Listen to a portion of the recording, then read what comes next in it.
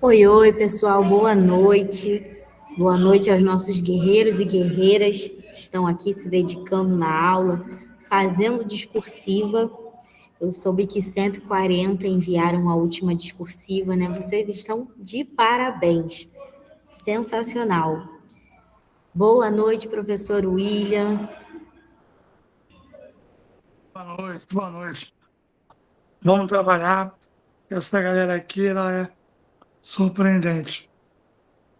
Ontem tinham 70 discursivas, hoje a gente tem 142. Acabou. Vai dar um trabalho para corrigir. Então, eu sei que a frequência, ela não é muito alta, porque os alunos estão com o coração dividido. Quantos alunos nossos disseram que vão fazer o EQ?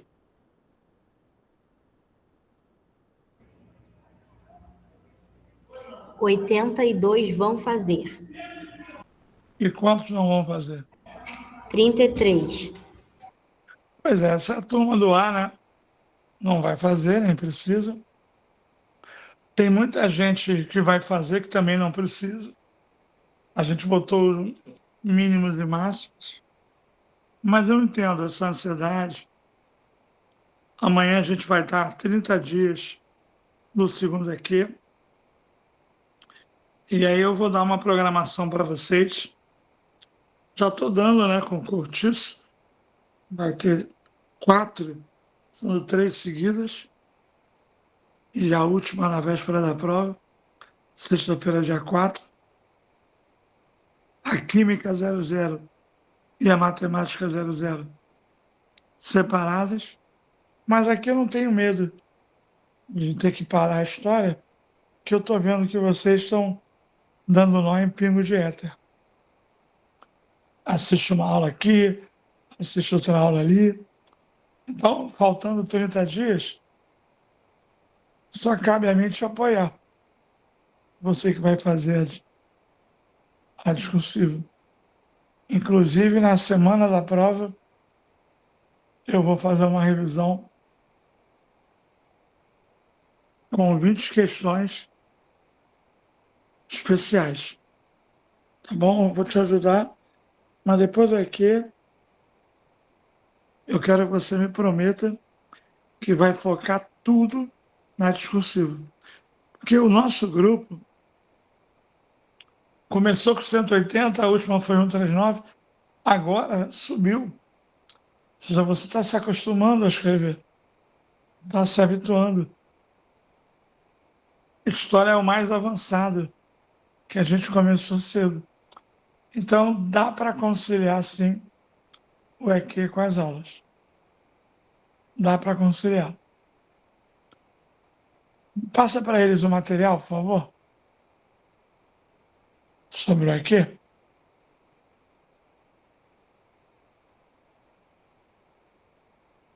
Vamos passar.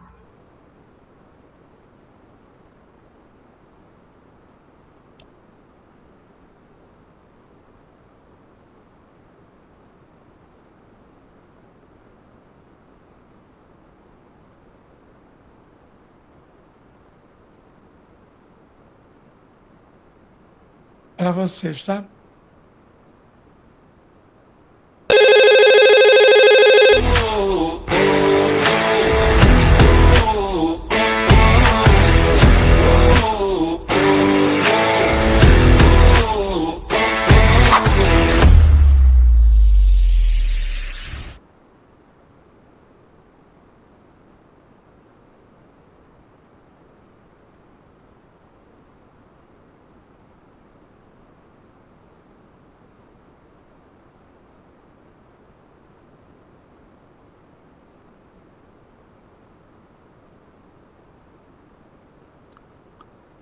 Vamos à prova?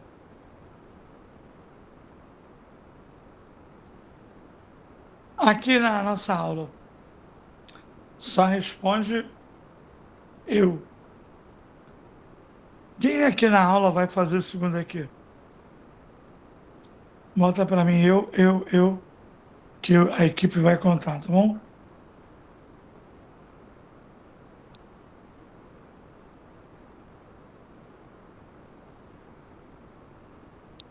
Todo mundo que vai fazer segunda aqui aqui.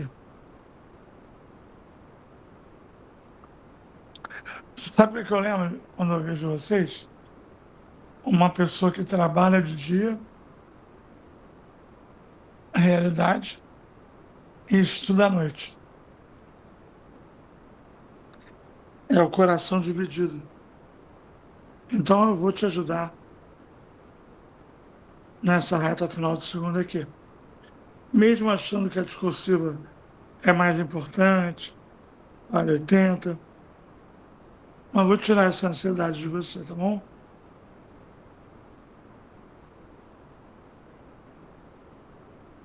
Vamos trabalhar para você subir pelo menos um degrau a mais. D para o C, C para o B, B para o A. Mas quem tem A já tem. Não faz a menor diferença acertar 43 ou 60. Isso é um boato que os cursinhos criaram, que é para o aluno pagar mais. Em medicina, critério de desempate é a redação, a prova específica, a de peso 2. O aluno mais velho, ele leva vantagem no desempate, tá bom? Contaram aí quantos vão fazer a segunda aqui? Sim, 15. Quanto? 15. Ou seja, o cara já não está mais nem vindo à aula. Obrigado a esses 15. Hoje nós vamos fazer uma coisa que eu chamo de aceleração.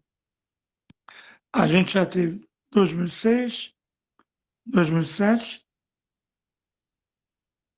2008 a gente já fez a aula toda, 2009 está acabando agora, então hoje a gente vai fazer 2010. E na segunda, às 8 da manhã, nós vamos botar a prova nova. Não vou botar antes, senão não vou ter Dia dos Pais, né?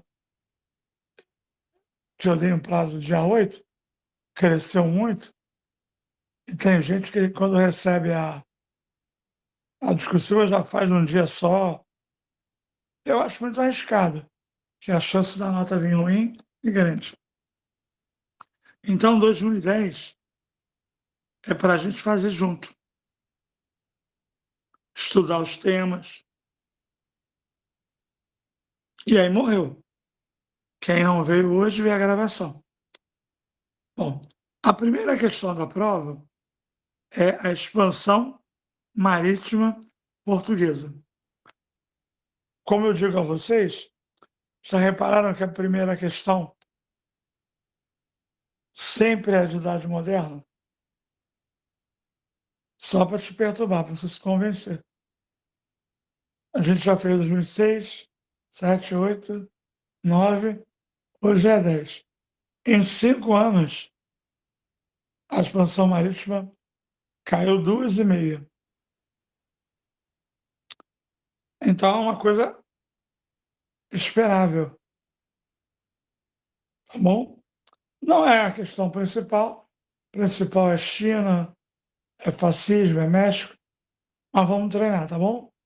Dessa vez eu vou ler o gabarito. Essa prova não é para mandar no privado, tá bom? Vamos à questão, por favor.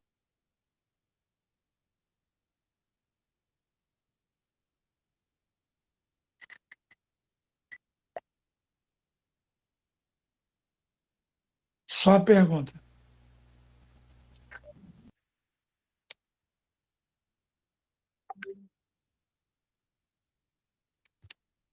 Oi, eu não tô. Apresente dois interesses da sociedade portuguesa na exploração da costa ocidental africana e explique a importância da região para o estabelecimento dos portugueses na Ásia. Bom, pode só repetir de novo? Não custa nada. Apresente dois interesses da sociedade portuguesa na exploração da costa ocidental africana e explique a importância da região para o estabelecimento dos portugueses na Ásia.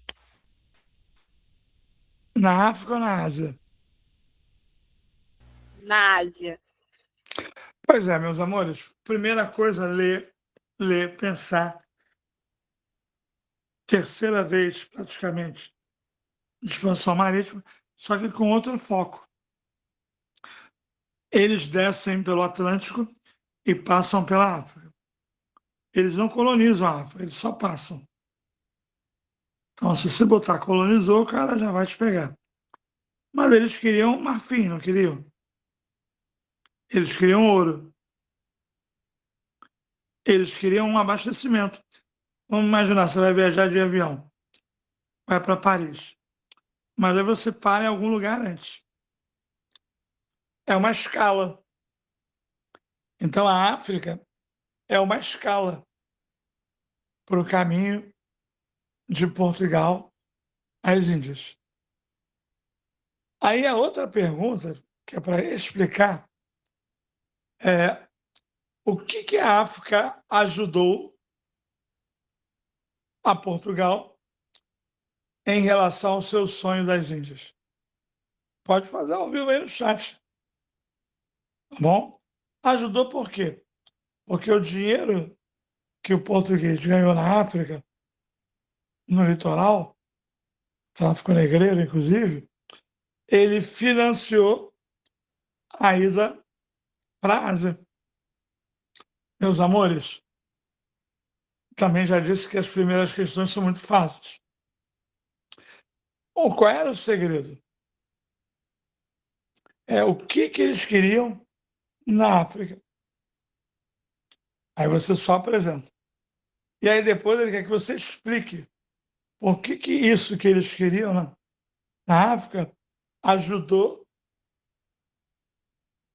no sonho de chegar no Oriente, na Ásia.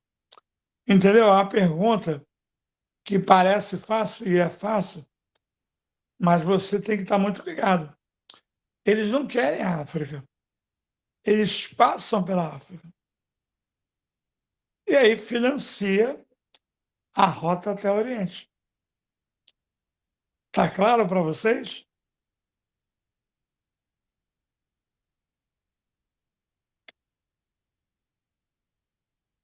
Lembrando que pode falar comigo pelo Meet. Já temos um mês de aula. Já era para ter perdido a timidez. Bom, como essa era fácil, a Isabela não vai ler o oficial gabarito.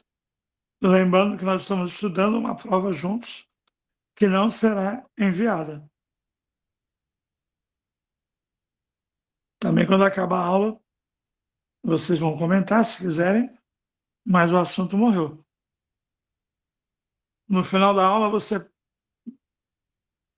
coloca a prova e o gabarito para eles, tá, Isabela? Pode deixar. Aí acabou. Quem estudou, estudou. Quem não estudou, não estudou. Porque assim eu não atraso o pessoal mais rápido, né? Mas não prejudico tanto o pessoal que está focado no segundo aqui. Qual é o nosso pico, Isabelita Peron? 48.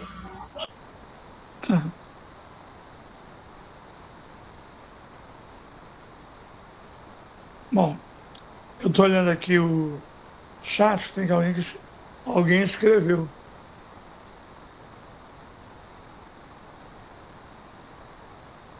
Não, eles passam pela África, eles ficam anos indo para a África, que é parte do caminho para o Oriente, entendeu? Foi a Ana Clara.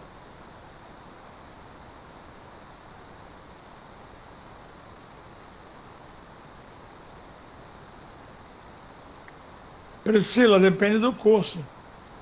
Se você tem cota ou não, entendeu? Mas vamos lá, vai lá, Isabela, você.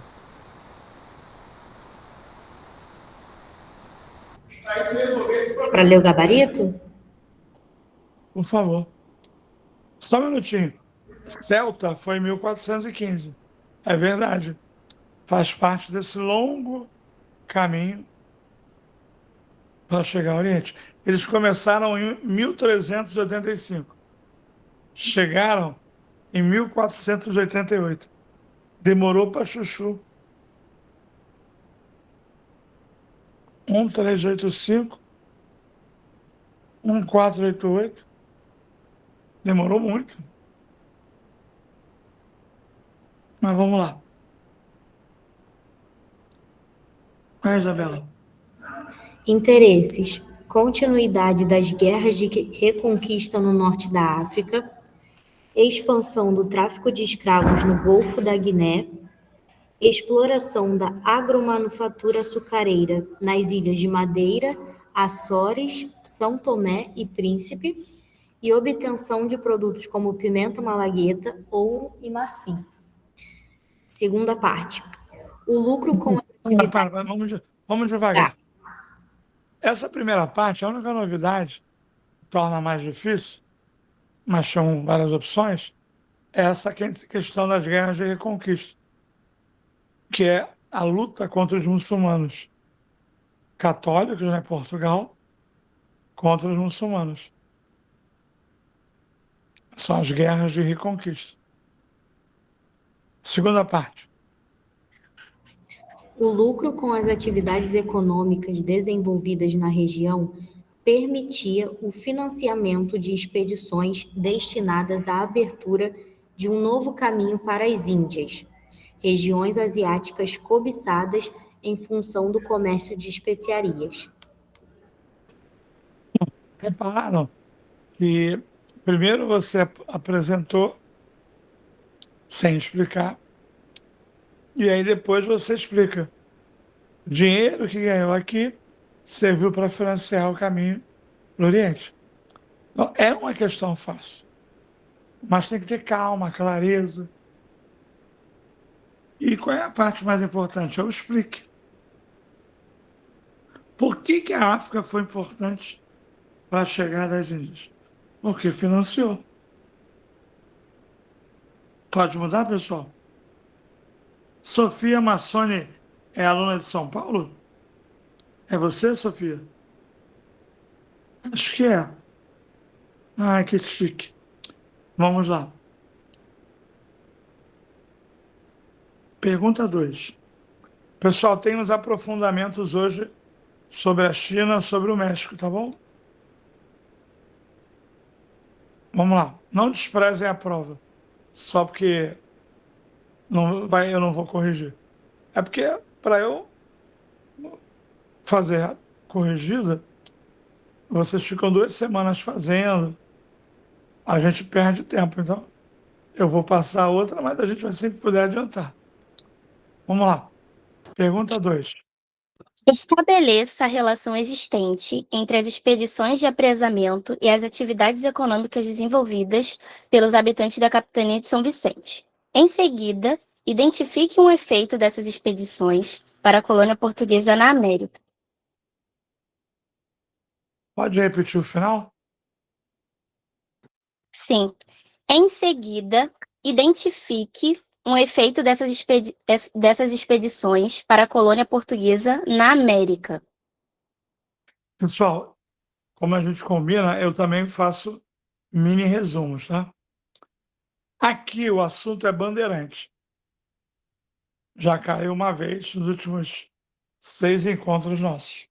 O Bandeirante é o que eu chamo de miliciano do passado, ou maldito em qualquer tempo. São Vicente, São Paulo. Lá, cana-de-açúcar não deu certo. Então, esses bandeirantes, eles perseguiam negros foragidos. Chama-se sertanismo de contrato. Eles perseguiam índios para escravizar. Chama-se bandeira de apresamento. Vou repetir. Sertanismo por contrato é buscar negro foragido. Eles é que destruíram Palmares, inclusive. Bandeira de apresamento é ilegal também para apresar índio. Apesar de ser proibido. E o grande sonho deles é a prospecção, achar ouro. Então, esses bandeirantes que fracassaram na cana-de-açúcar, eles vão sobreviver à moda bandida. perseguindo o negro foragido, escravizando o índio, que era proibido, e o grande sonho, a mineração. Então, com essa galera, o Brasil sai do litoral e vai para Minas Gerais, Mato Grosso e Goiás. Eles fazem o Brasil crescer. Posso fazer uma brincadeira boba? Para ver se você está acordado. Quem achou ouro no Brasil? Os portugueses ou os brasileiros?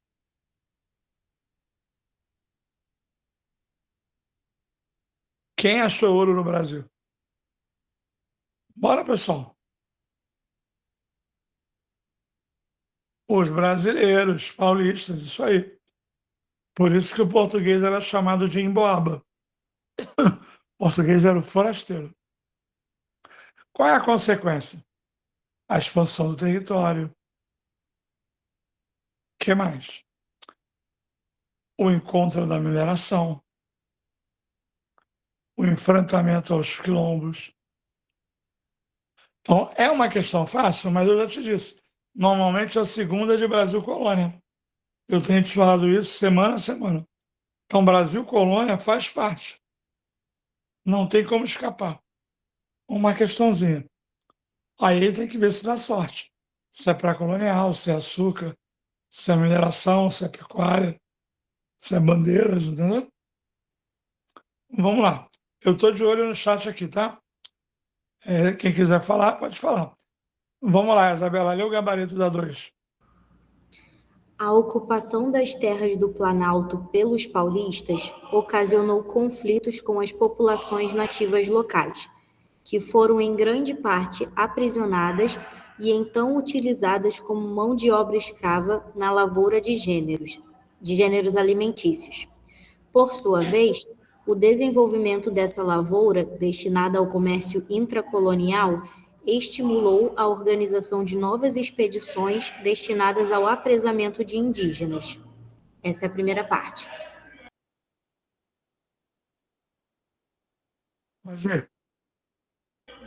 Efeitos: desbravamento e conhecimento dos sertões, descoberta de ouro na região das Minas Gerais, extermínio e escravização de populações ameríndias, criação de caminhos e estradas entre as regiões desbravadas, ampliação da oferta de mão de obra escrava indígena para outras regiões da América Portuguesa e legitimação das pretensões territoriais portuguesas na negociação do Tratado de Madrid. Pessoal, o Tratado de Madrid, 1750, é a atualização de Tordesilhas. Porque não é bandeirante? Bandeirante é bandeira, lembra? Bandeira é o quê? São expedições que vão além de Tordesilhas. Isso acabava sendo bom para Portugal. A questão, ela dá muita ênfase aos povos originários, mas a explicação que eu dei foi mais ampla, tá? Com o nativo é bandeira de apresamento. Com os negros, que o gabarito do caso não fala, é sertanismo de contrato. E a outra bandeira são as bandeiras de prospecção, que acharam ouro em Minas Gerais. Ou seja, é um conteúdo de ensino fundamental que você tem que saber, né? Você tem que saber. A gente teve até essa aula outro dia, eu dei essa aula numa quadra e a gente gravou para vocês. Tem que dominar açúcar, mineração e essas coisas que ninguém estuda, que você acha que não estuda, que não cai, bandeiras, por exemplo, drogas do sertão. Drogas do sertão não está na questão, mas são com os povos originários. Só que a Igreja Católica não deixava escravizar, mas fazia missões, aldeamentos. E esses índios acabaram ajudando a conquista da Amazônia, ervas medicinais, ou então o simples guaraná, o mate. Ou seja, eu gostaria de dizer para vocês que quando a questão for fácil, vamos imaginar que você concorde comigo. A questão é fácil. Onde é que você tem que melhorar? No acabamento, não misturar os assuntos. Entende? Pensar 10 vezes a resposta, porque eu tenho tempo para isso. E quando você escrever, escrever se ouvindo.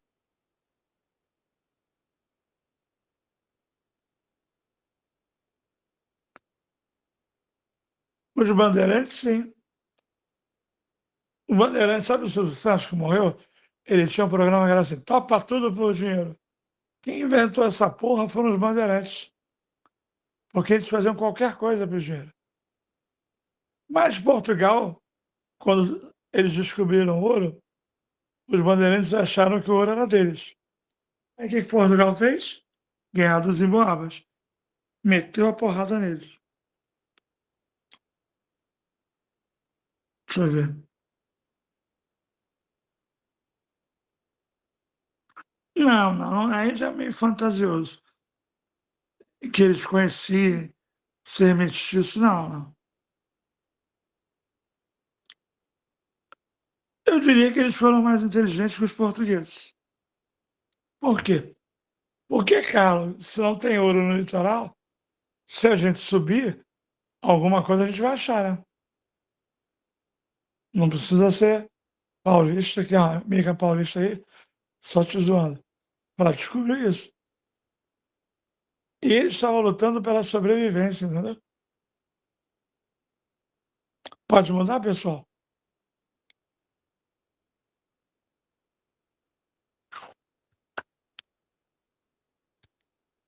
Lembre-se que vocês vão ter esse gabarito, tá? Vamos para 3.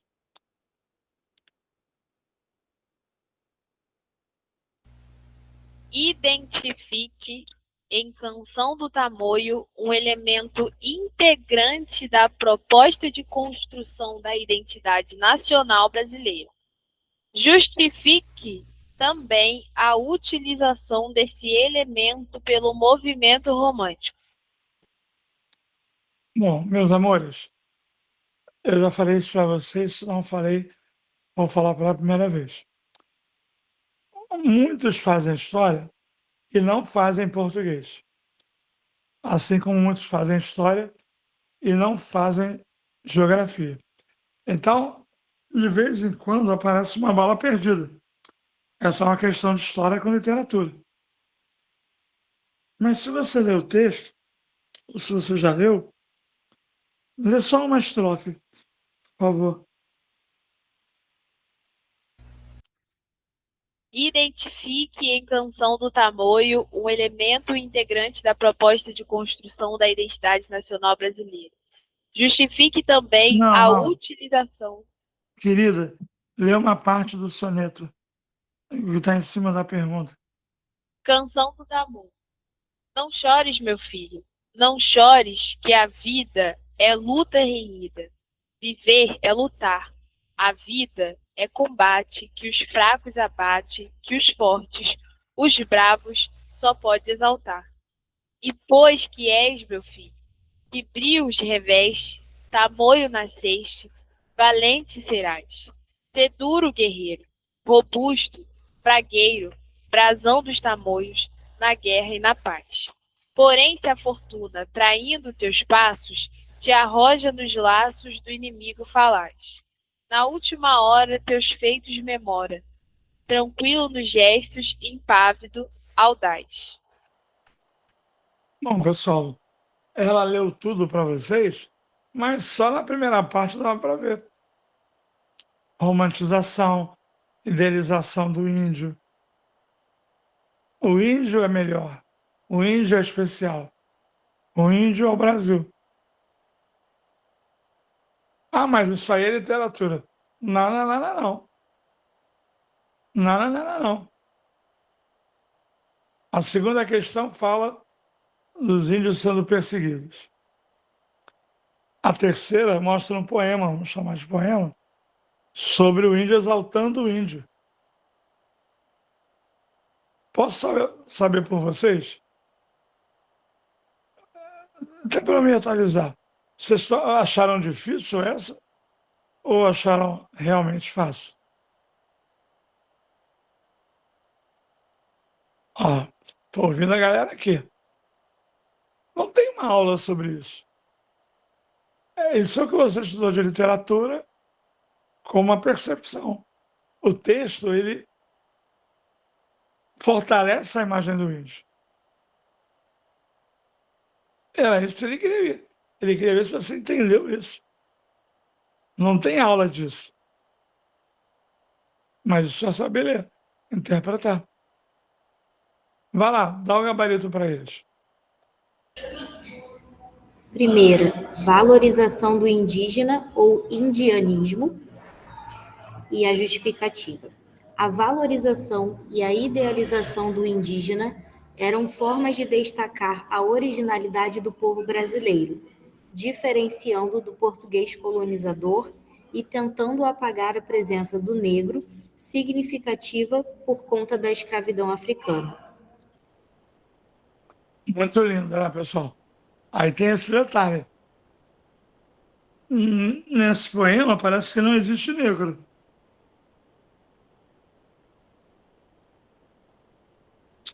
Eu estou fazendo as fáceis primeiro, tá? Às vezes eu inverto quando as primeiras são muito difíceis. Mas as primeiras são muito bobas, né? Mas aí eu te falo, até a 4, tu tem que arrumar 8 pontos. Que você já tem uma base razoável, né? Essas mais fáceis, você tem que esculpir a sua resposta, como se fosse uma joia. Vamos lá. Próximo.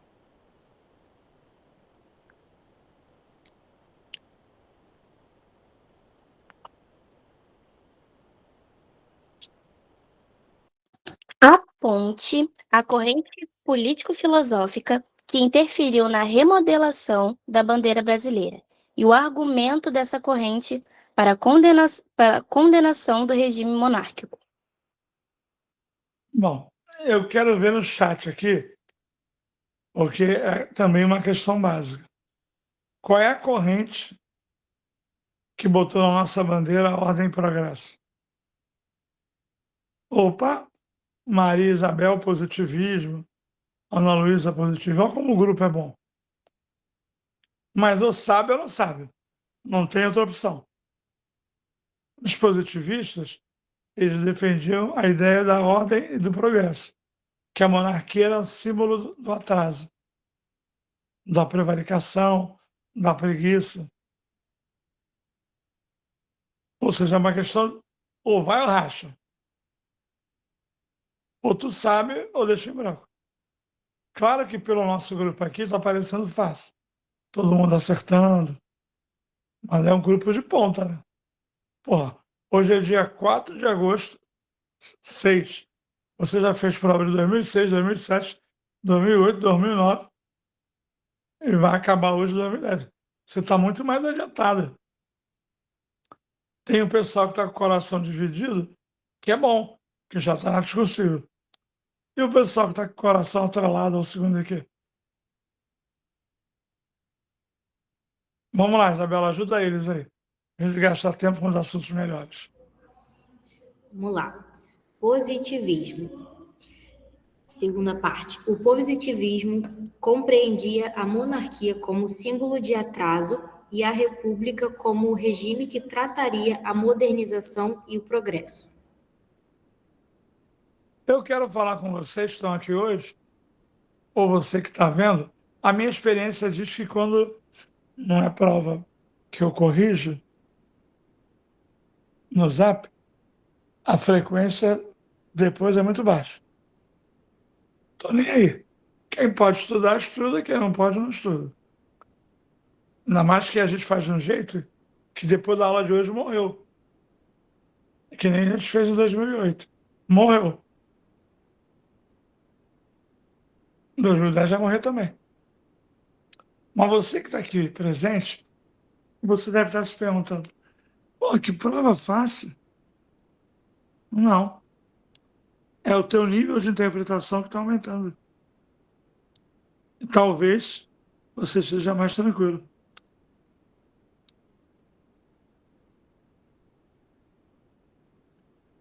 Eu tenho notado as correções, tenho notado uma evolução, que não é tão grande como vocês querem, mas é 0,25. Eu sei que vocês odeiam quando repetem a nota, mas repetir a nota é maravilhoso, porque difícil não é ganhar a nota, difícil é manter. Porque se você ficar uma semana só, você cai, aí vira loteria. Então, por que é tão fácil assim? Porque a lógica da banca é que metade vai deixar em branco. O que acontece? Se eu sou republicano, o que eu vou achar da monarquia? Que é uma merda. Precisa estudar isso? Não precisa. Só precisa ter calma. Segredo é ler o enunciado. Segredo para o 20 é ler o enunciado umas 10 vezes. Que aí a tua mente vai se encaixando na pergunta. Tu vê, a resposta é simples, positivismo. Acabou. Então, questões mais fáceis, você tem que trabalhar como se fosse um diamante, para você ganhar os 2 pontos. Eu mesmo, eu só botei, como se chama? Aprofundamento no que era realmente importante. Tem coisas que eu não botei. Vamos mudar de questão.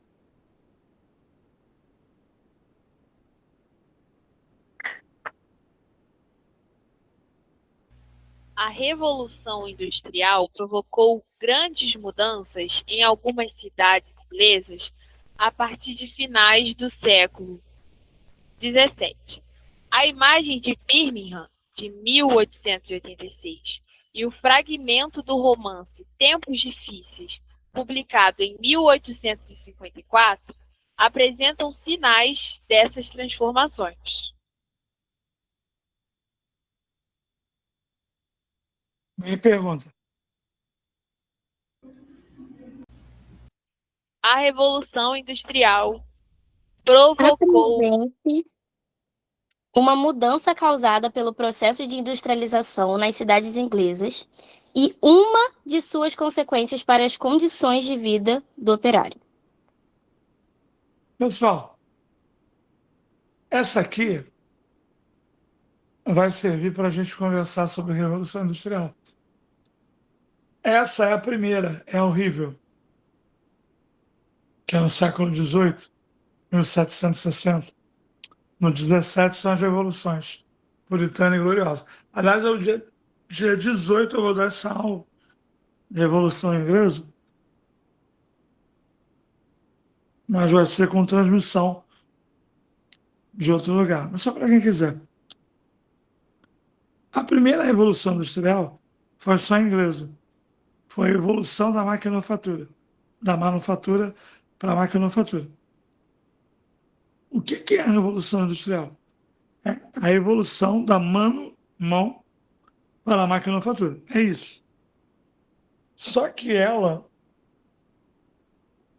por mais progresso que ela signifique, ela não melhorou 1% a vida do trabalhador.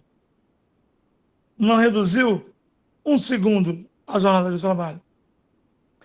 A primeira revolução industrial é desgraçada, porque ela leva o povo para a insalubridade, para o trabalho infantil e feminino, para os baixos salários, para as longas jornadas. O povo vai morar nos lugares mais pobres. Olá, Andresa. Lugares mais pobres.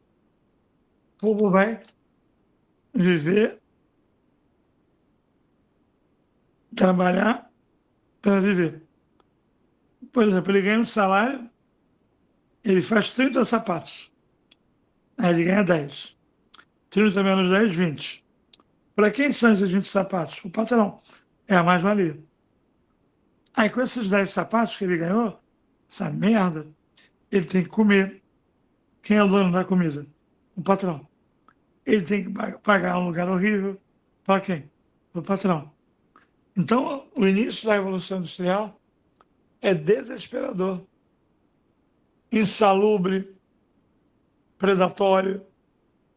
Então, eu, com todo respeito a vocês, é uma questão muito fácil. Mas eu gostaria que você entendesse que eles costumam revezar. Inglaterra com França. Eu não sei se você já reparou, mas até a 10ª aula você vai reparar.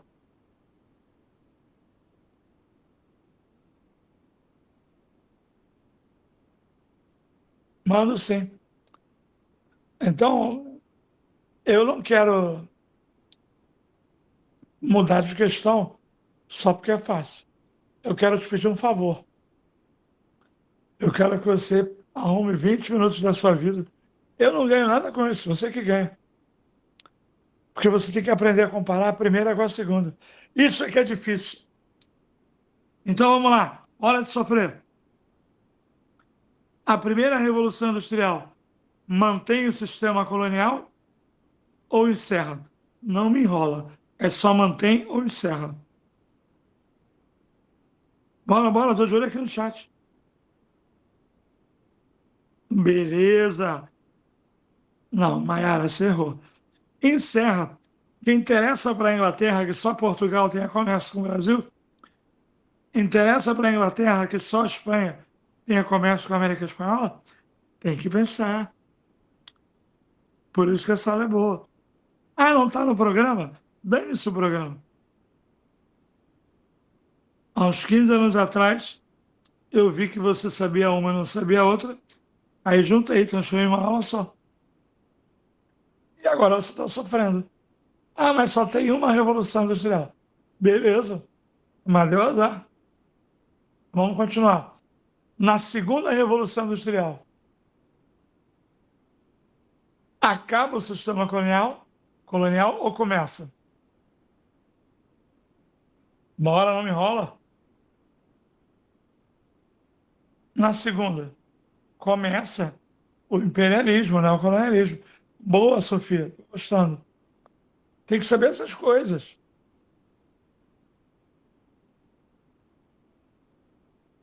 Tem que saber essas coisas. Vou continuar te torturando um pouquinho, tá bom? Na primeira revolução industrial, qual era a forma de energia principal? Tá pensando que isso vai ficar só na UERJ? É sofrer na minha mão. Na primeira era o quê? Oba, carvão! E na segunda? Na segunda,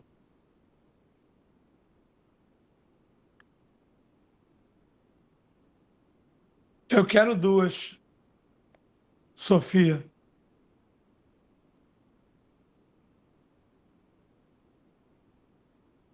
Eletricidade e petróleo. Mais certo é a da Fátima. Acabou não. Na primeira Revolução Industrial, quantos países participaram no início? Quantos ou quanto? Ou qual? Só a Inglaterra. Então, vou te ajudar. Na segunda, são 6 países. Chat. Inglaterra, eu quero a ordem. Na Inglaterra, França. E depois da França. Agora eu vou te pegar. Duvido alguém acertar. 3 chances só. São 6, faltam 4. Bora, pessoal. Tá aqui para sofrer. Galera não quis minha aula para estudar por aqui, você veio. Não, é Bélgica. Opa, a Ana Beatriz acertou. A Laura Lima também. Viu como tem gente que sabe? Bom, dou-lhe uma, Inglaterra. Dou-lhe 2, França. Dou-lhe 3, Bélgica. Agora eu quero ver a quarta e a quinta. Pode ser junto.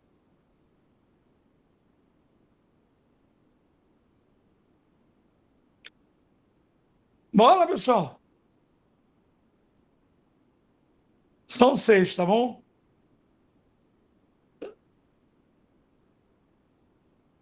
Errado. Japão está errado. Está fora de ordem, Clara. Alemanha e Itália, tá bom? Bom, agora é a hora de errar. Qual é a última? Vou te ajudar. Estados Unidos ou Japão? Que mané Rússia? Pô, a Rússia não era feudal.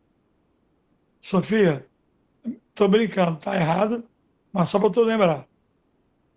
Só pode escolher um dos dois, Japão ou Estados Unidos. Acertaram, Estados Unidos. E o Japão? O Japão é o sétimo.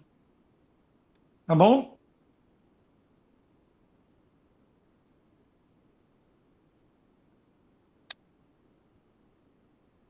Só um minutinho. Eu quero passar um negócio para vocês sobre esses momentos que a gente está vivendo, que vão acabar com a tua aprovação.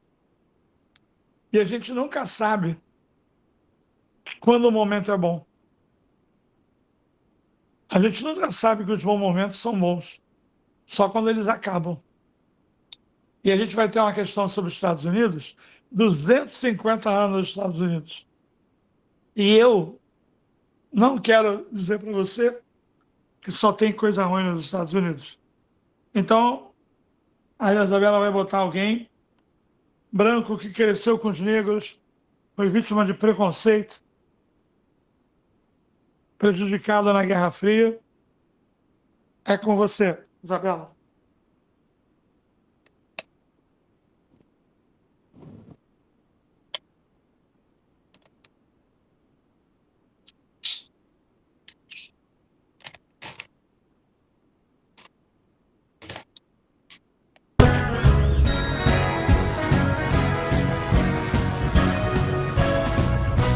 Where it began, I can't begin to know, but then I know it's growing strong. Oh, was in the spring, and spring became the summer. Who'd have believed you'd come along?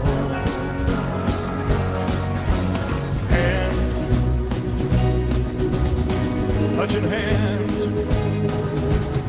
reaching out, touching me, touching you. Oh, sweet Caroline, the times never seemed so good. Oh, I've been crying, believe they never would. I look at tonight, and it don't seem so lonely. We fill it up with only two. And when I hurt, burden runs off my shoulders. How can I hurt when holding you? Oh, touching warm, reaching out, touching me, touching you. Oh, sweet Caroline, good time never seems so good. Oh, I've been blind to believe they never would. Oh, sweet Caroline, the time never seemed so good. Oh, I've been blind to believe they never. Oh!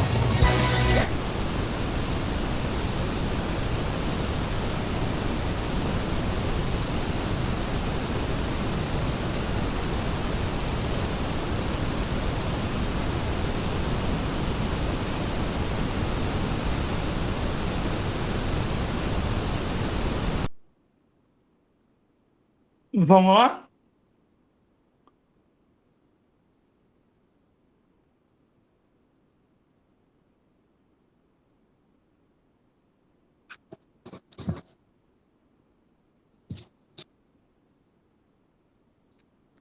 Pessoal, gostaram do Elvis Presley? Tempos bons nunca parecem tão bons. Vamos sentir saudade. Ele não sabe quando começou, eu sei. Dia 2 de julho. Pouco mais de um mês atrás.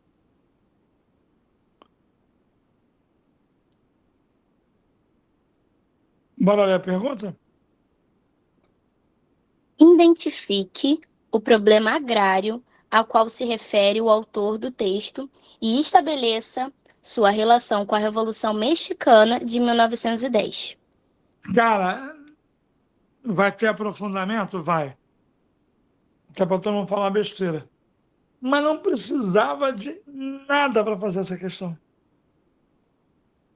Pô, só pode ser concentração fundiária, luta pela reforma agrária. Notaram? Repete a pergunta de novo. Identifique o problema agrário ao qual se refere o autor do texto e estabeleça a sua relação com a Revolução Mexicana de 1910. Amores, problema agrário, concentração fundiária. Poucos têm muito e muitos não têm nada. Ou seja, essa injustiça social gerou a principal causa da Revolução Mexicana.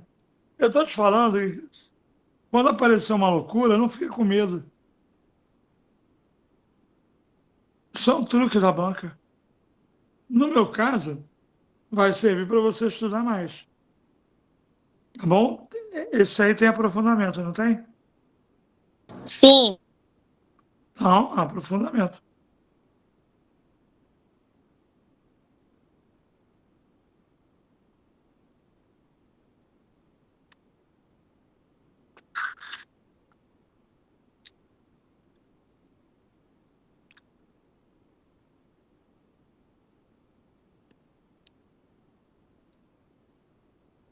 A Revolução Mexicana, ocorrida em 1910.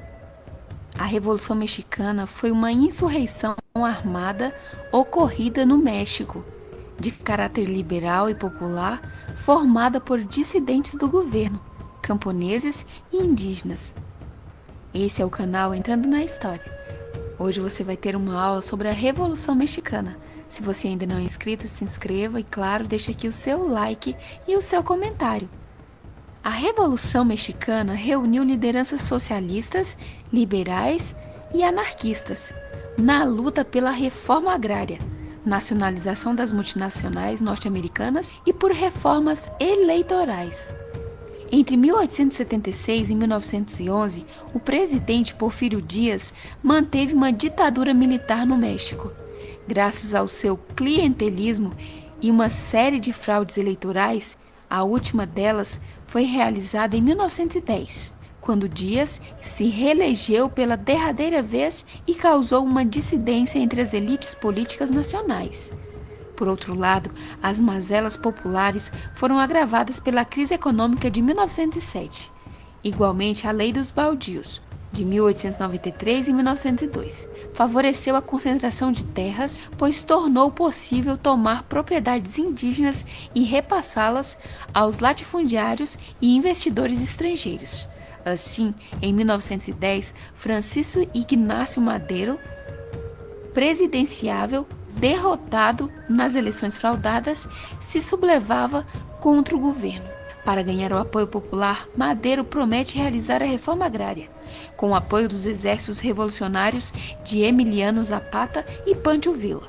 Madero é eleito presidente em outubro de 1911. Contudo, como não cumpriu a promessa de fazer a reforma agrária, Zapata rompeu com ele, Zapata volta ao sul e dá início ao Plano Ayala, para dividir 1/3 das terras entre os camponeses.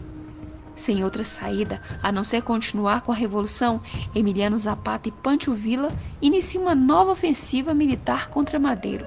Da mesma maneira, os conservadores liderados pelo general Victoriano Huerta estão contra o presidente. Huerta aplica um golpe de Estado em 1913, subindo ao poder após assassinar o então presidente Francisco Madero. e o seu vice. No entanto, Huerta também sofreu com levantes armados. O governo Carranza juntou-se a Emiliano Zapata do Sul para derrotá-lo. Igualmente contaram com o apoio dos fuzileiros navais dos Estados Unidos. Huerta é derrotado e deposto em junho de 1914, quando Pancho Villa e Zapata tomaram o palácio do governo e elegeram Carranza como novo presidente. Em 1917 é promulgada a nova Constituição, que está vigente até os nossos dias. No fim, Zapata é assassinado numa emboscada em 1919 e Pancho Villa é morto em 1923. Com a morte dos líderes populares da Revolução, esta se enfraquece e o poder retorna às mãos da burguesia mexicana. Mas o que causou a Revolução Mexicana? As principais causas da Revolução Mexicana estão ligadas à exploração capitalista e às injustiças sociais que delas decorreram. Com efeito, a aristocracia rural detinha o controle da produção. Por sua parte, o capital estrangeiro explorava as minas, os portos e a extração de petróleo. Uma das principais consequências da Revolução foi a promulgação da Constituição de 1917, onde ficou previsto o direito da expropriação de terras pelos estados, para fins de reforma agrária, ou seja, redistribuição de terras, o reconhecimento do direito indígena sobre as terras ancestrais e a criação do salário mínimo e da jornada de trabalho de 8 horas diárias, e ainda a separação definitiva entre Estado e Igreja. E, claro, os direitos das mulheres também foram levados em consideração. Outra consequência indireta desse movimento foi o enfraquecimento do caudilismo no México. Apesar de todas as conquistas, muitos camponeses perderam suas terras após a Revolução. Sem condições de concorrer com a produção feita nos latifúndios, vários tiveram que vendê-las aos grandes proprietários. Esse é um pequeno resumo sobre a Revolução Mexicana. Se você gostou, deixe aqui o seu like e, claro, não deixe de comentar. Se inscreva aqui no canal.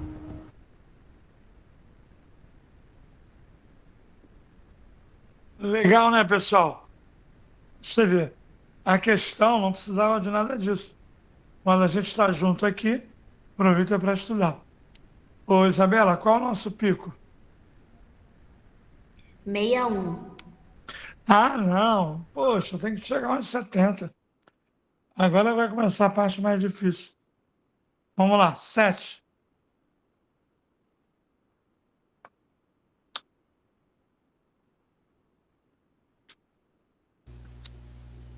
Cite uma ação da política externa norte-americana para a América Latina decorrente da política do Big Stick, grande porrete. Em seguida, nomeie e explique a nova orientação diplomática dos Estados Unidos para essa região durante a Segunda Guerra Mundial. Pessoal, queridos, que compareceram hoje, Estados Unidos, 250 anos de independência. Então, já tivemos doutrina Monroe, Destino Manifesto, Big Stick e política de boa vizinhança. Uma dessas coisas cai. Qual? A gente não sabe. Vamos estudar todas. O Big Stick tem a ver com o presidente Theodore Roosevelt. E ele usava a política do grande porrete. Qual é o diferencial dessa política? Que é na América Central. É os Estados Unidos sendo Estados Unidos. Destino Manifesto é mais ali para o oeste, para o México. Big Stick é mais para a América Central.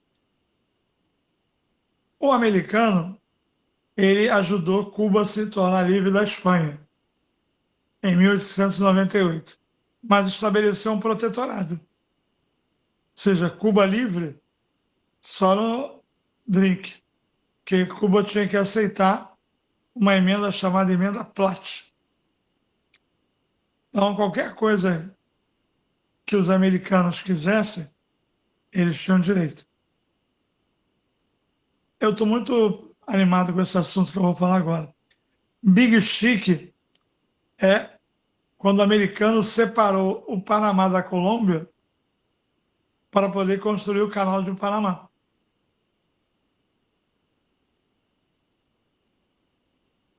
Quando ele intervém na Nicarágua. Então, é uma política dura. Aí ele pergunta sobre a Segunda Guerra Mundial. Aí é uma política frágil. Porque o americano ficou com medo, né, do nazismo, fascismo entrarem aqui. Ficou com medo. E aí enfrentou a política da boa vizinhança. Pato Donald, Zé Carioca, Carmen Miranda, Vila Estrela. O que é a política de boa vizinhança? Em troca da América, Brasil, Argentina, ficarem do lado dos Estados Unidos, os americanos davam apoio econômico. Ou seja, ele pegou o Big Stick, que é uma forma muito violenta de tracar a América, e aí na guerra, com medo, né, para conseguir o apoio da galera, política da boa vizinhança. Esse não tem aprofundamento? Não, não tem. Mas quero que você comece a anotar, até você dominar isso. Doutrina Independência, que é uma coisa, doutrina Monroe, que é outra, Destino Manifesto, que é outra, mas você pode botar igual a Marcha para o Oeste, mas a doutrina não é a Marcha para o Oeste, a doutrina é a doutrina do Destino Manifesto. Deus deu direito aos Estados Unidos ocuparem as terras a oeste e saírem do Atlântico, aquela merdinha, quando nasceu, 13 colônias, até o Pacífico, que é mais ou menos o que tem hoje, 50 territórios. Isso aí tem que aprender. Setembro tem que estar com isso aí. Eu tenho até uma aula disso, mas é muito, muito trabalhosa para vocês verem sozinhos. A gente vai ver. Big Stick, política da boa vizinhança. Tem mais uma, depois da Segunda Guerra, que é a Aliança para o Progresso. Essa aí eu sei que vocês não sabem muito, mas é por causa da Guerra Fria, entendeu? Foi que ajudou a gerar o golpe no Brasil. Mas, por enquanto, é pelo menos você saber o que tem. 1, independência. 2, doutrina Monroe. 3, Destino Manifesto. 4, Big Stick. 5, política da boa vizinhança. E 6, Aliança para o Progresso. São políticas americanas para nós. Mais tranquilas, doutrina Monroe e política da boa vizinhança. Mais agressivas, Destino Manifesto, Big Stick e Aliança para o Progresso. Claro que a gente vai ver junto, mas você já tem que... 250 anos da independência dos Estados Unidos. Não vai dar esse mole, né? O Trump fazendo tudo para aparecer. Acho que se não cair Estados Unidos, até eu vou reclamar na ONU. Mas Estados Unidos o quê? Fora a guerra de secessão, né? Eu vou te dar um truque. A independência americana é quando os americanos ficam mais estados que unidos. Guerra de secessão é quando eles ficam mais unidos do que estados. Muita coisa para estudar dos Estados Unidos, mas esperar vocês pegarem mais gosto, tá bom? 8.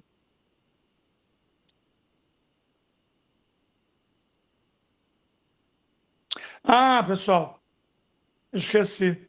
Eu tenho a história dos Estados Unidos no século XX. São 2 blocos de 2 horas e meia. Ele foi pago ano passado, eu já estava sem dinheiro, mas agora está liberado para todo mundo. Mas eu tenho que ver com calma, porque é presidente por presidente, né? Para quem tem peso 2, eu acho que não é nada demais, né? Curtir um dia dos Estados Unidos. Ô, Isabela, você não leu o gabarito das 6? Das 6? Aproveita ali as 6 e as 7, tá bom? 6. Concentração da propriedade da terra nas mãos de poucos. E a explicação: a concentração da propriedade da terra acirrou o descontentamento da maioria camponesa e indígena que estava sendo alijada de suas propriedades individuais ou coletivas. 7. Ações: interferência norte-americana na independência de Cuba e sua posterior intervenção política e econômica nesse país por meio da Emenda Platt. Apoio norte-americano à independência do Panamá, viabilizando a conclusão da construção do canal e sua cessão aos Estados Unidos, bem como sua interferência comercial e financeira na região. Política da boa vizinhança. Essa política baseou-se nos princípios da amizade, cooperação e reciprocidade como garantia da abertura de mercados e da diminuição da influência dos países do eixo no continente americano. Beleza, a moça que pediu, tudo tranquilo?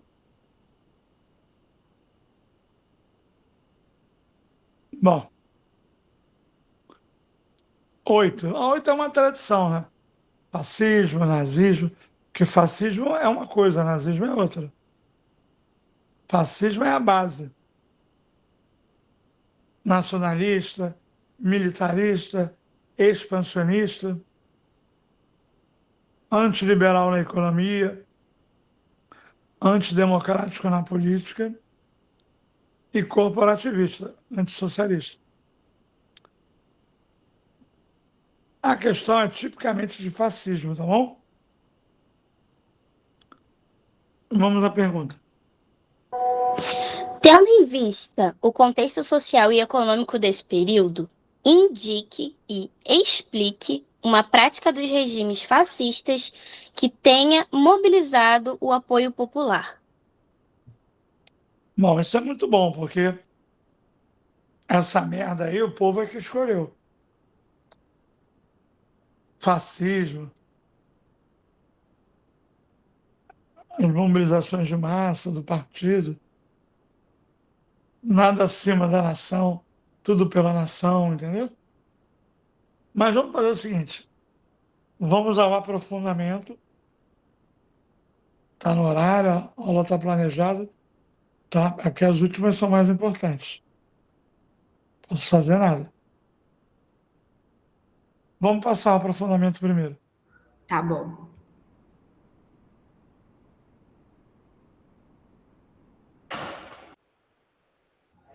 Ô, William, na 8 não tem não, é na 9. Hã? A 8 não tem aprofundamento. Ah, tá. Já achamos, ok.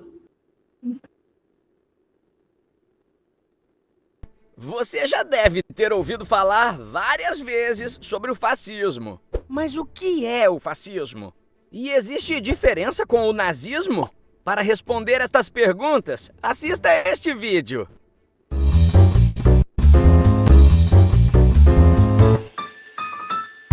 Se você gosta de estudar história e outras matérias com vídeos como este, inscreva-se no canal Toda Matéria. O fascismo foi um sistema político nacionalista, antiliberal e antissocialista, que surgiu na Itália em 1919, no fim da Primeira Guerra Mundial. E esse modelo político apresenta influências e desdobramentos até os dias de hoje. Liderado por Benito Mussolini, o fascismo foi um governo totalitário representado por um líder buscando reforçar sua imagem junto ao povo e apresentando discursos extremistas e nocivos contra minorias étnicas. Mas, após os abusos e violências causados por essa ideologia na primeira metade do século XX, não apenas por Mussolini, mas também por outros representantes, a palavra fascismo foi ganhando novos significados. E agora, no século XXI, é comum denominarmos fascismo ou fascista o indivíduo ou movimento que defende a repressão e segregação étnica para resolver problemas da sociedade. Mas quais são as principais características deste movimento? O fascismo se caracteriza por ser um sistema político oposto ao socialismo. Dentre várias características gerais desse sistema, podemos destacar o Estado totalitário, que controlava todas as manifestações da vida pública e privada da população. O autoritarismo, quando a autoridade do líder era indiscutível, tornando ele a figura do mais preparado para saber o que a população necessitava. Nacionalismo, onde a nação é um bem supremo e, em nome dela, qualquer sacrifício devia ser exigido e feito. Antiliberalismo, porque, embora este sistema compartilhasse de algumas ideias capitalistas, como a propriedade privada e a livre iniciativa das pequenas e médias empresas, por outro lado, defendia a intervenção estatal na economia, o protecionismo e, em alguns casos, a nacionalização de grandes empresas.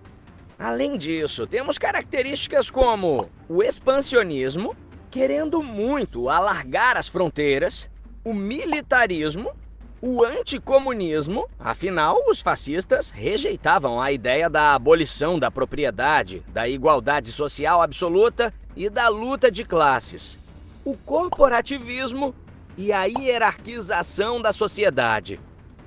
É importante lembrar que o fascismo prometia restaurar as sociedades destruídas pela guerra através da riqueza de uma nação forte e sem partidos políticos que alimentassem visões antagônicas. Este sistema político influenciou o surgimento de outros regimes totalitários, como o franquismo na Espanha, o salazarismo em Portugal e aqui no Brasil, por exemplo, inspirou movimentos políticos de direita como o integralismo durante a Era Vargas. Mas e o nazismo, hein? É muito comum haver confusão entre os termos fascismo e nazismo, por ambos serem regimes políticos totalitários e nacionalistas que se desenvolveram na Europa no século XX.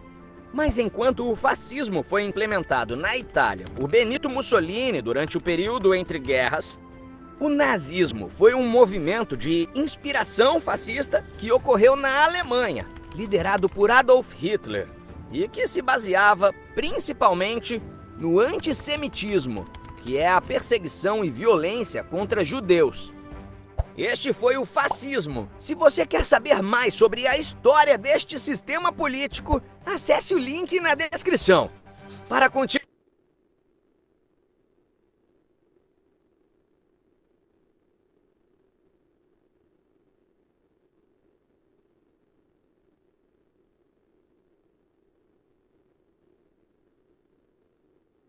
Isabela, o gabarito da 8 agora, por favor.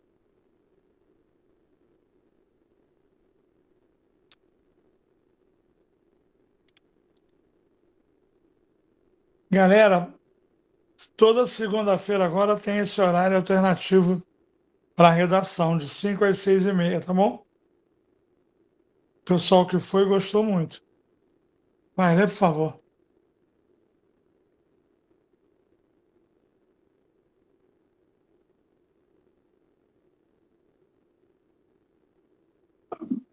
Vamos para o gabarito, por favor.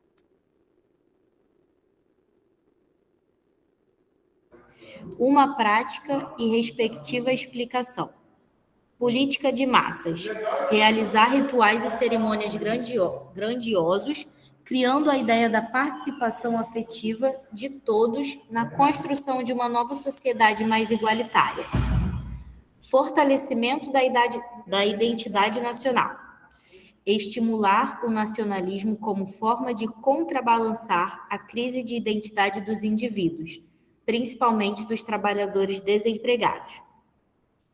Construção de uma comunidade idealizada. Pregar o resgate de um passado nacional, contrapondo ao isolamento das sociedades modernas urbano-industriais. E, por último, união entre o trabalho e o capital. Construir o discurso da valorização da capacidade do Estado de disciplinar a luta de classes, organizando de forma harmoniosa e corporativa a sociedade em prol do bem comum e nacional. Bom, pessoal, vamos tentar entender isso de uma vez por todas. Antiliberal na economia, que defende o Estado forte. Antidemocrático na política, que defende uma ditadura. Agora, o mais difícil, antissocialista na ideologia.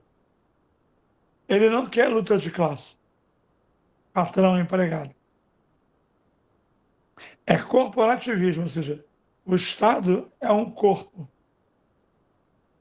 que une as classes sociais. Então, a pergunta é o que eles faziam? Grandes comícios, grandes passeatas,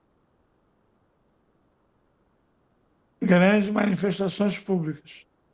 Em defesa de Deus, pátria, família e liberdade.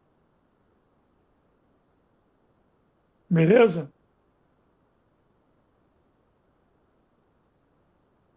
Pode mudar? Ô, Isabela, qual foi o nosso pico? 65. Eu não consigo entender, cara. Porra, mais de 140 fazem a discursiva. Aí tu bota uma prova nova para fazer junto. Galera, eu tô pensando em botar quinzenal, entendeu? Por causa do EQ, tá difícil enfrentar o EQ. A maioria dos alunos vai fazer EQ. E aí, um dia na semana discursivo, o cara não consegue. Tem que pensar, tem que pensar.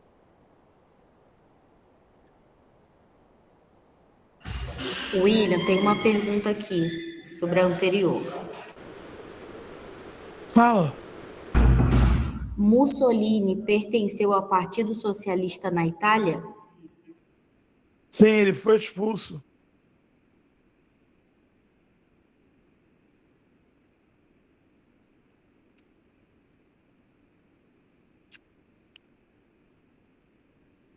Vamos lá, pessoal. Agora, China, que é muito importante. Deixa eu ver o que tem.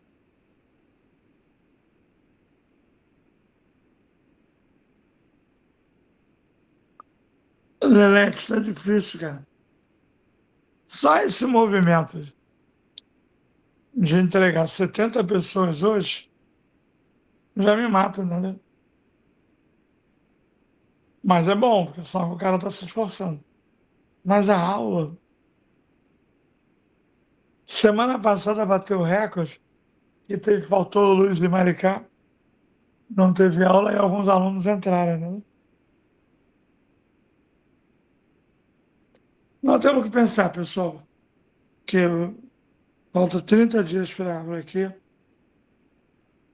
Agora, também tem a galera que não vai fazer aqui. É muito difícil.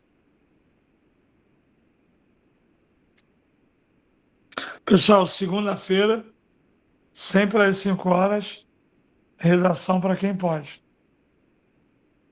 Vale a pena. E Libra sexta-feira.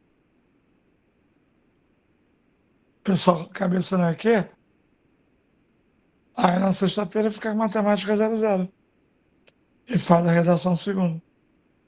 Ou faz as duas. A psicóloga agora também mudou o horário. A psicóloga agora é terça-noite e sábado de manhã, não é isso, Isabela? É isso.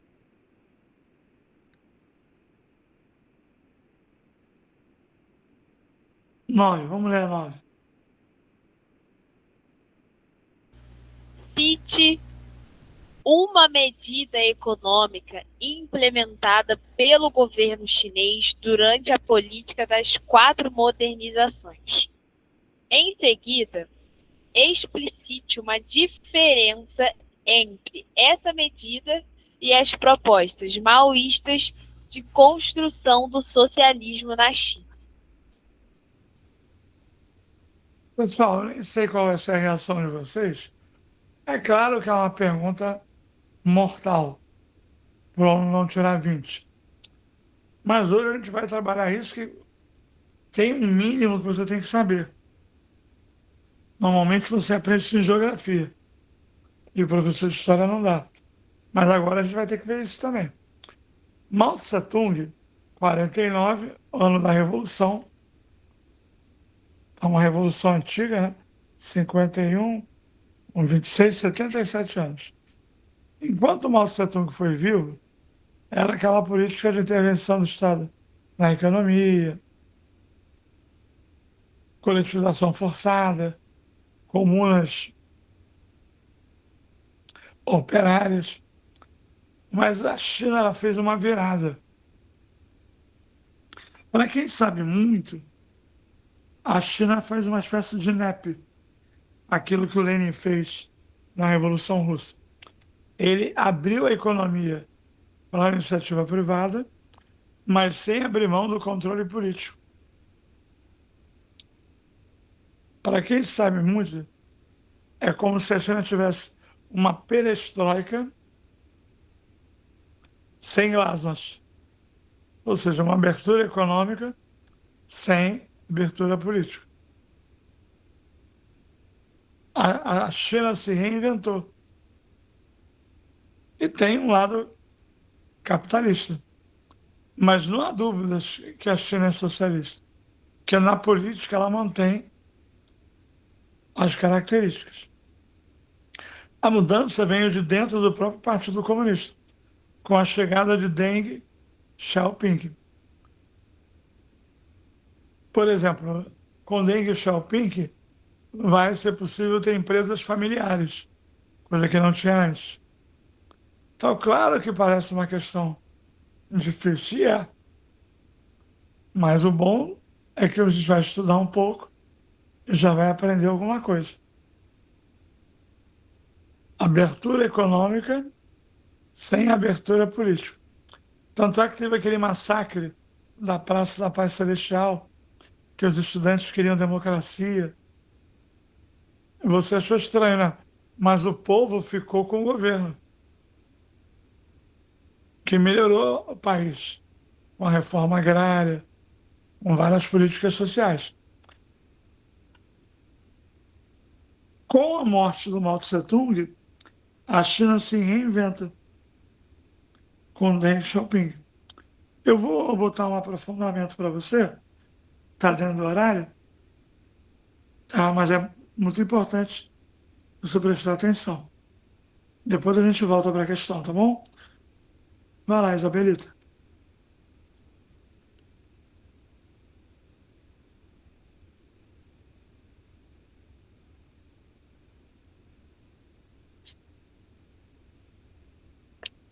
Olá, amigo vestibulando.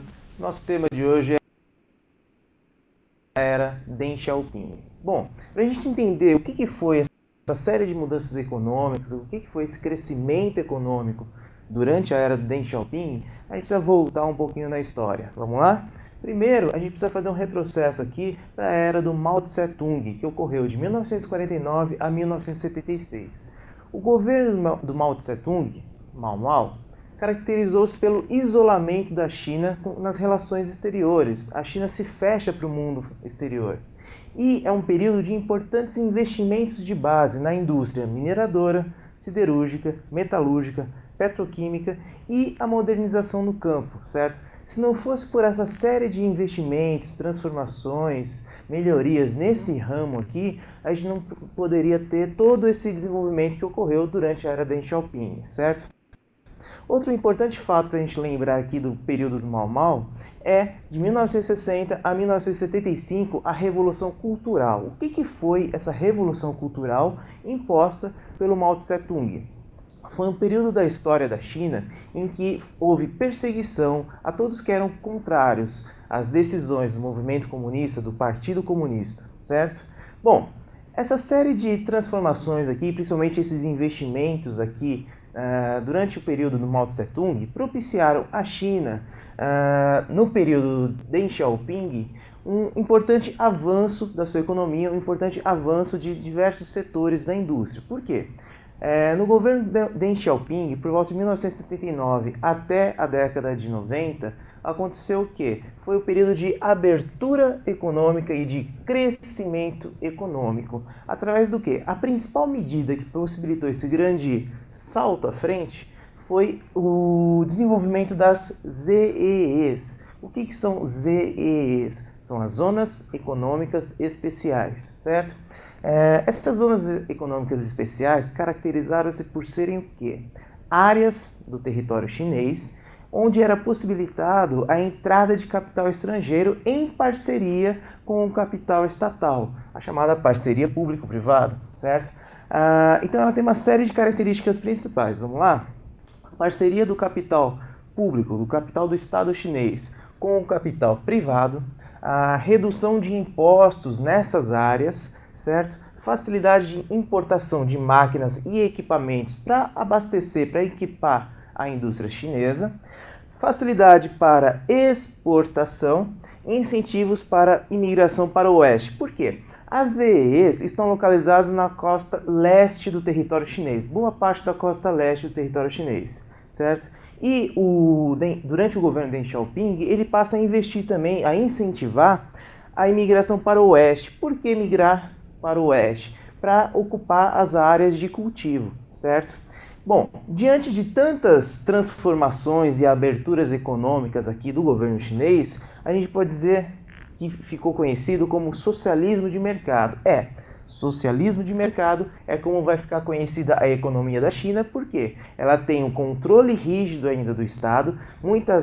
Em boa parte do governo chinês, a gente não tem abertura para a democracia, para discutir a democracia, mas tem a abertura para a entrada de capital privado. E é por isso que vai ficar conhecido como um socialismo de mercado. Certo, pessoal?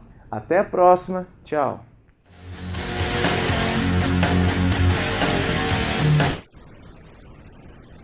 Gostaram, pessoal? Abriu um pouco os olhos de vocês? Bom, agora vamos ao gabarito da 9, tá bom?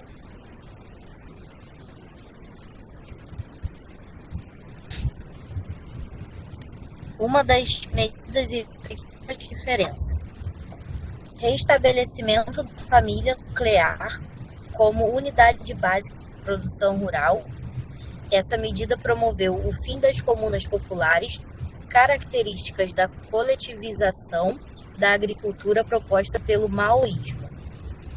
Permissão à formação de empresas familiares e capital misto. Essa medida rompeu o ideal de controle estatal dos meios de produção proposto pelo maoísmo e a abertura da economia chinesa ao capital internacional, zonas econômicas especiais.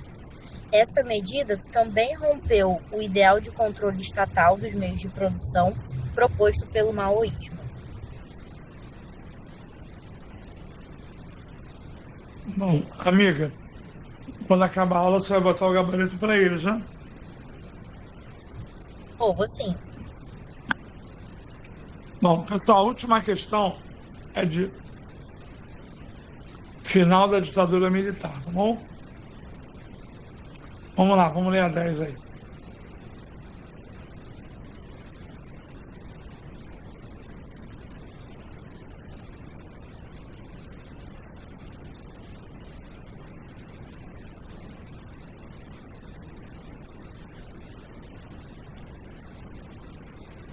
Pessoal, a prova nova eu vou botar segunda-feira às 8 da manhã, tá bom?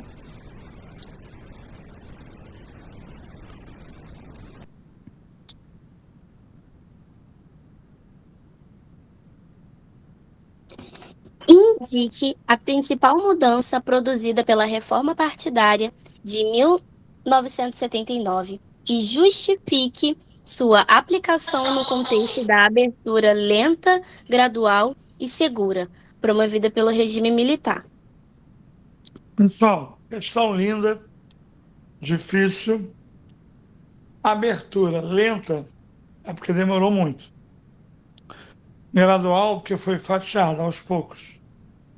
E segura, porque nenhum militar foi punido. Esse governo é basicamente o governo Geisel final e Figueiredo. Por exemplo, acaba o ato institucional número 5, acabou em 78. Vai ter a lei da anistia em 79. A pergunta em si, tenebrosa, é sobre a reforma partidária. O que aconteceu com a reforma partidária? Só tinham dois partidos, MDB e Arena. E aí esses dois partidos vão acabar. Aí dois é bipartidarismo, mas estamos falando de outra coisa, tá? Isso aí é no governo Castelo Branco. Ó, tem o meu compacto de ditadura, 5 horas, governo por governo, de graça, mas tu nunca mais tem dúvida. Então, aí dois é o bipartidarismo. Mas eu falei que acabou o AI-5. Aquele 68, perigoso, ele acabou em 78. E aí a Arena virou PDS. O povo não esquece. Sarney é PDS. O MDB vira PMDB. Só que há um racha na esquerda que vai levar ao surgimento do PDT, do Brizola, o velho PTB, mas que ficou com a família do Vargas, e o PT.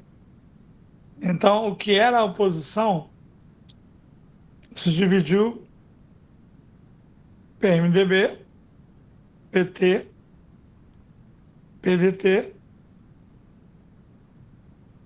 e PTB. 4. Então foi uma forma de dividir a oposição, entendeu? Porque a oposição acabou se dividindo. Foi uma jogada. A anistia está muito em evidência. A anistia é o seguinte: você traiu seu namorado.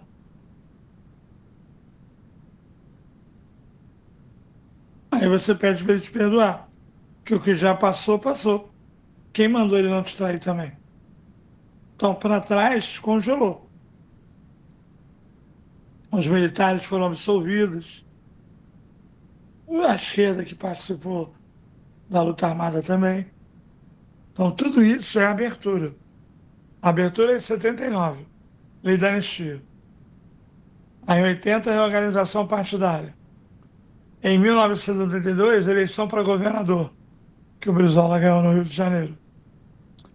Então, é nesse sentido, tá? Eu tenho uma surpresa para vocês. Você já identificou a surpresa, Isabela?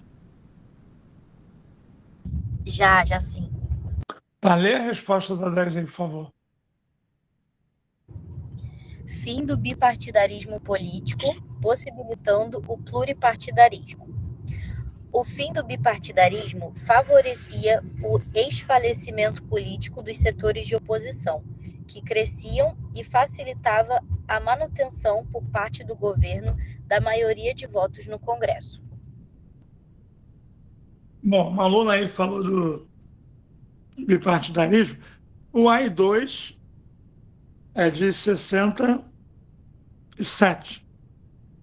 E aí ele foi revogado no governo Geisel. Quando revoga, pode ter mais de 2 partidos, entendeu? Estou vendo aqui o chat. Pessoal, agora a música que marca a anistia já caiu no vestibular. Vamos embora. A gente vai se despedir agora, tá bom? depois da música. Obrigada pelo presente.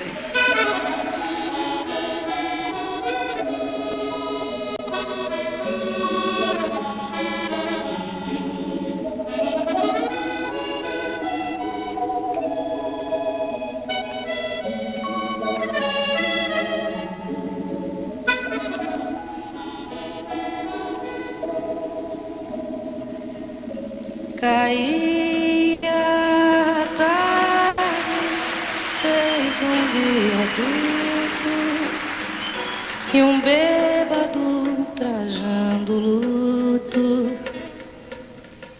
Me lembrou Carlitos, a lua,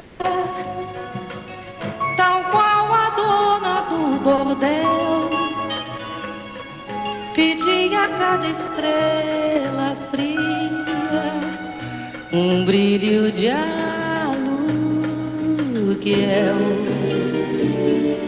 e nuvens lá no mataborrão do céu chupavam manchas torturadas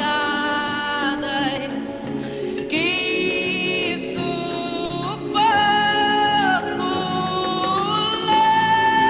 louco, o bêbado com chapéu coco fazia irreverências mil pra noite do Brasil, meu Brasil que sonha com a volta do irmão do enfio, com tanta gente que partiu num rabo de foguete. Chora a nossa pátria mãe gentil, choram Marias e Clarices no solo do Brasil, mas sei que uma dor assim pungente não há de ser inutilmente a esperança avança na corda bamba de sombrinha, e em cada passo dessa linha pode se machucar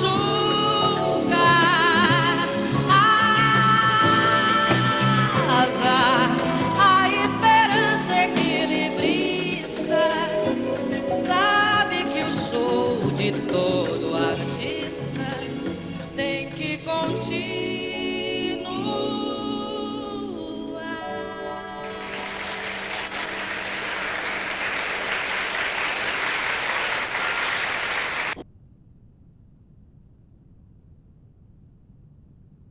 Tchau, pessoal. Boa noite, tá?